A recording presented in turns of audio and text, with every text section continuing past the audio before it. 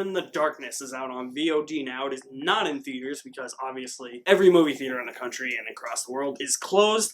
You can rent this movie for $7, so I decided to do that instead of renting Trolls World Tour for $20. Yeah, that ain't happening. No. Like, ever. No. When Alexis and her two friends meet a group of fun-loving boys in the parking lot of a heavy metal concert, they all decide to have an after-party. But of course, all is not as it seems, and it is not long before the group finds themselves fighting for their lives. Alexandra Daddario plays one of the main characters, Alexis, and she's honestly the glue that holds this movie together throughout its entire runtime. She looks like she's having a lot of fun, and I'm not going to go on record and say Alexandra Daddario is a good actress or a great actress or anything, but she was having fun with this role. It was really interesting to see her play this, like, stuck-up, batshit, crazy psychopath. That was a lot of fun, and the three girls here, the three main leads, they all had great chemistry together, although two of them, the two who aren't Alexandra Daddario, that's the good way of putting it, they're not really that great when it comes to acting. And one of them was actually in that movie Hellfest, and she plays the exact same character in this movie. But I gotta give it to the movie too. This movie has a great soundtrack. I'm a massive rock and roll fan. I'm a rock and roll junkie. I love me some metal at times too, like Metallica, Avenged Sevenfold I'm a fan of, and this soundtrack was pretty kick-ass. I found myself air guitaring a lot throughout this movie to a lot of the songs, and for massive rock and roll junkies like me, massive rock and roll fans, I think you'll be very pleased at the soundtrack and the actual premise of this movie. The premise has a lot of potential, but unfortunately, potential doesn't lead to great execution, and this movie is just not executed all that well. It's got some great things, the things I've already mentioned, but it's also got some dour things. The movie falters in the type of vibe that it's giving off. In the trailer, it made it look like this was going to be a horror comedy. Something where you knew something sinister was going on and that it was going to try and implement some of this like dark humor into the movie, and it attempts to do that at times. But the placing of the humor is just awkward, and the humor never really lands. And I feel like it just conflicts with the tone of the movie. It's a very dark movie. This movie tries to go for an over-the-top type of movie, type of B-grade entertainment, and it reaches that level at times, especially with some of the bad acting and some of the bad dialogue these three leads get, but at other times it just takes itself too seriously. And a lot of that does have to do with the humor, unfortunately, and the humor also just takes away from the tension and the suspense of the in-the-moment moments, and it honestly just reduces the stakes to feeling very little. There's also a point at the beginning of the second act of this movie that just gives everything away.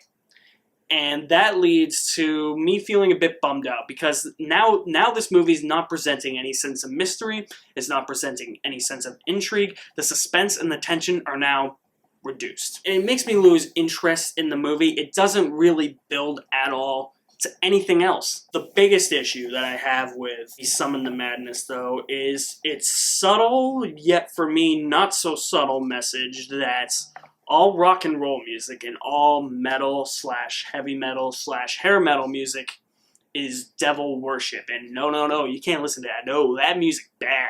That bad. Look, it didn't work for me, and I feel like a lot of people are gonna say like I think you're looking too far into the movie, which I probably am. I feel like people aren't even gonna pick up on that whole thing. But knowing what was revealed in that twist, and knowing where this movie was going when that twist happened at the beginning of the second act, that led to this overall message just not being that subtle.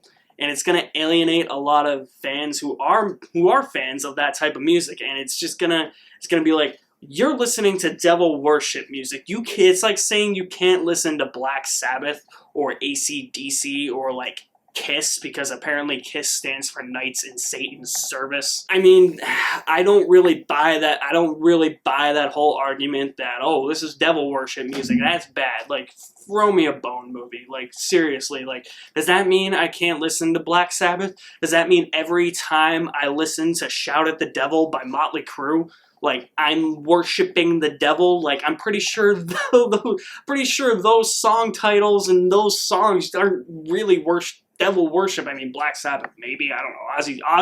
Ozzy's just a crazy dude. But like, I'm pretty sure Motley Crue shout at the devil. It isn't satanic worship or devil worship. It's not conjuring a satanic cult, so I don't know. The movie just lost me on that aspect. I just thought that they were trying to subtly hammer home this message that all of rock and roll is just devil worship, and this is all happening because they're trying to use like devil worship music as a cover up for a cult, and it didn't sit well with me, and I'm probably the only one that's going to see it that way. I will say you will like We Summon the Madness only if you have that half bucket of popcorn.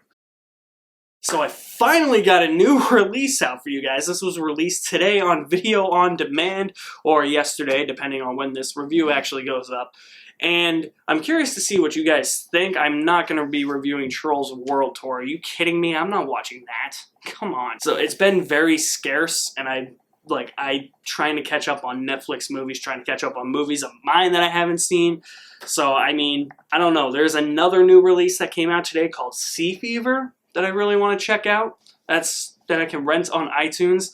The movies that are like $20, I'm not going to even bother renting or buying. The ones that are like $5 or $7, yeah, every once in a while, which is why I'm going to wait a little bit to do Sea Fever, probably till next week when I get paid from unemployment again. So if there are new releases that aren't $20, or if they're not on Netflix, because I can't keep up with everything Netflix is putting out, plus two, I don't like Netflix. Their movies just have a weird look to them that I don't really like. I'll have new reviews up if I can watch them, if I can rent them for cheap, if they're not super expensive, if I have time in my day, which obviously we're in quarantine, so I will. Also, I will have a new James Bond review coming out on Tuesday, which is actually my birthday, so stay tuned for that very soon. Stay tuned for more reviews as well. I will leave my link to my website in the description below. All my links to my social media accounts are there. You guys are the best. Thank you for watching. My name is Alex Madden. I'll see you at the movies, or whenever they open. Who knows?